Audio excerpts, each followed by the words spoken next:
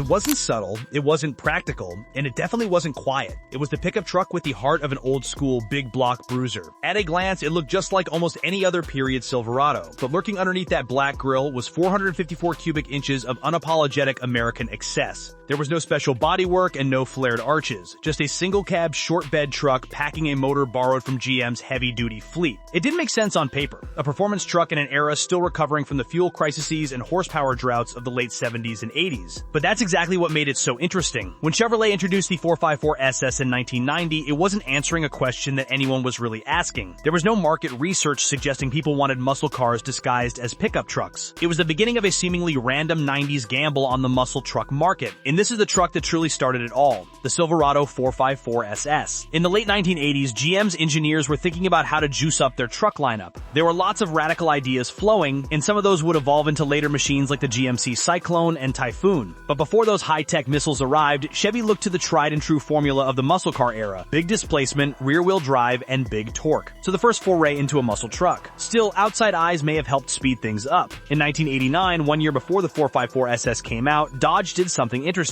They handed Carroll Shelby a stack of D-Series Dodge Dakota pickup trucks and let him have his way with them. He ditched the standard V6 in favor of a 318 cubic inch V8 backed with a 4-speed automatic and hooked up a set of 390 gears in the rear. This wasn't a tire-frying monster with just 170 horsepower on tap. The Shelby Dakota was more of a mini muscle truck, but it still got people talking. It wasn't a direct threat, and the development timelines did not overlap, but the Shelby Dakota did likely light a fire under the butts of those at GM to finish what they were cooking up with the 454 SS even faster. And the second that the 454 SS burst onto the scene, it would spell major trouble for any future for that Shelby Dakota. And if you're having any troubles with your car that you just can't diagnose, then today's sponsor, Carly, is going to be the answer for you. Carly's a portable OBD2 reader and app combination that allows you to easily identify, diagnose, and even clear potential error lights on the dash in your car. And with their built-in smart mechanic feature, they can even help explain what the problem is and what certain remedies for it might be, so you can proceed with confidence. And spoiler alert, on this car here behind me, Carly actually picked up a problem with the vehicle that wasn't showing up in any error codes or lights on the dash.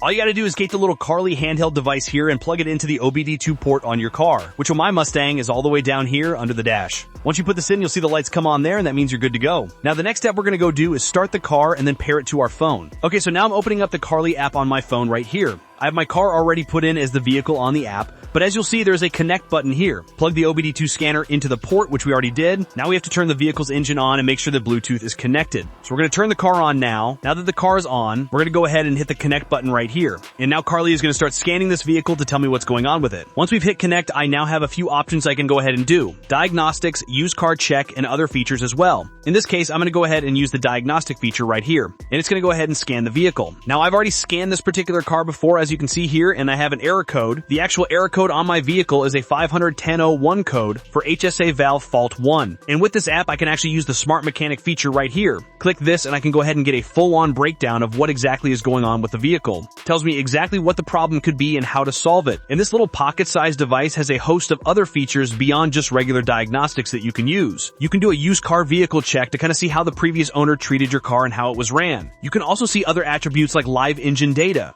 And you can even code it and unlock special features on certain makes and models. And Carly's adding more smart mechanic write-ups for all types of makes and models any given time. So rest assured there will be more information out there for different error codes as time goes on. So you will have the ability to get direct recommendations for most vehicles. Now there is a free version of the phone app that anybody can use, and there is also the paid version of the app that I demonstrated here that has a host of other extra features that I think are super worth it for you if you care about keeping your car running in peak condition and having that peace of mind. Carly is the diagnostic tool that everybody should be using for their car. And right now you can get up to 15% off your Carly order by clicking the link in the description below and using the code on screen here. So grab yours today, and thank you to Carly for sponsoring this video. The venerable 350 cubic inch V8 was always available in the Chevy half-ton trucks at this time, but it lacked the oomph that Chevy felt was needed to make a real splash in the press. So they reached into that parts bin like I mentioned and pulled out their 454 cubic inch big block, which is 7.4 liters for you Europeans, and they dropped that into their smallest truck configuration, and just like that the Silverado 454 SS was born. The first production trucks hit dealerships in November of '89 as 1990 models, and it was the largest engine ever factory installed in a half-ton pickup.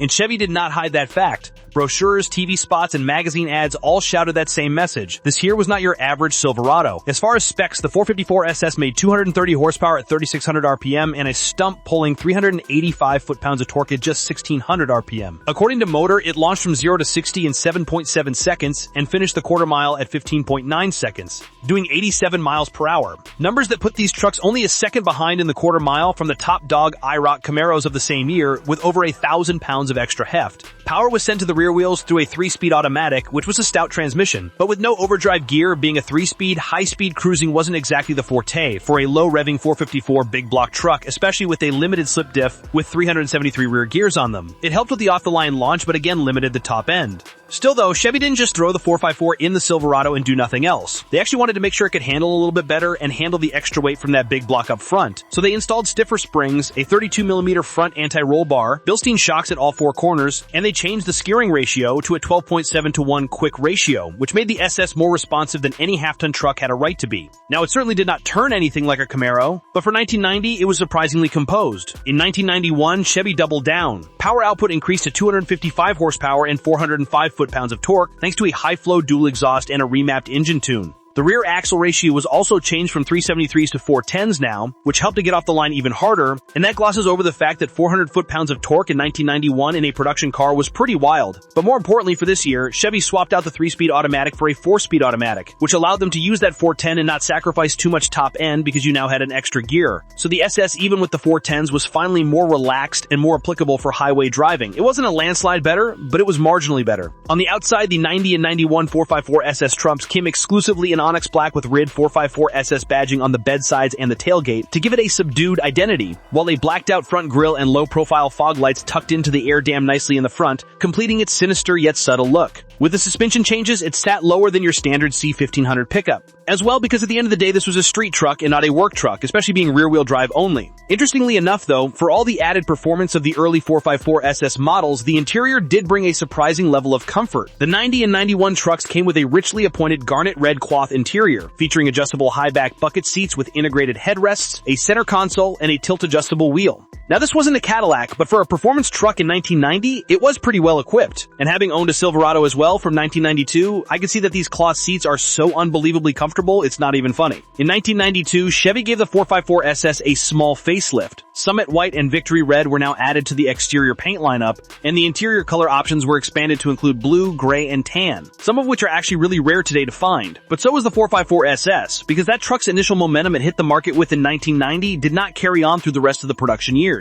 1990 was an explosive year for the 454 SS, with 14,000 units being sold. However, production dropped significantly. In 1991, 1992, and 1993, only a few thousand trucks left the factory total, making the overall production run from 90 to 93 just about 17,000 trucks. And part of the issue for this steep sales drop-off was pricing. The 454 SS debuted at just about $18,000 in 1990, but by 93 that price had climbed well past 21 grand. Compare that to a base C1500 truck at around 11 or 12 grand, and it's clear that this was a premium product, one that not all buyers were ready to pay for. Also at the same time, the competitive landscape was changing fast. In 1990, the 454 SS was the only game in town. However, trucks like the GMC Cyclone in 1991 and the SVT Lightning from Ford in 1992 entered the ring, each offering their own take on what a performance pickup could be. If you wanted sheer speed, the Cyclone was higher tech, smaller, and considerably faster. It sacrificed utility and ruggedness compared to the 454 SS, but for the speed demons, that all-wheel drive system, that truck was pretty high tech, and the Lightning offered a more 454 SS adjacent experience. Either way, now there were more choices available, which certainly did not help the 454 SS.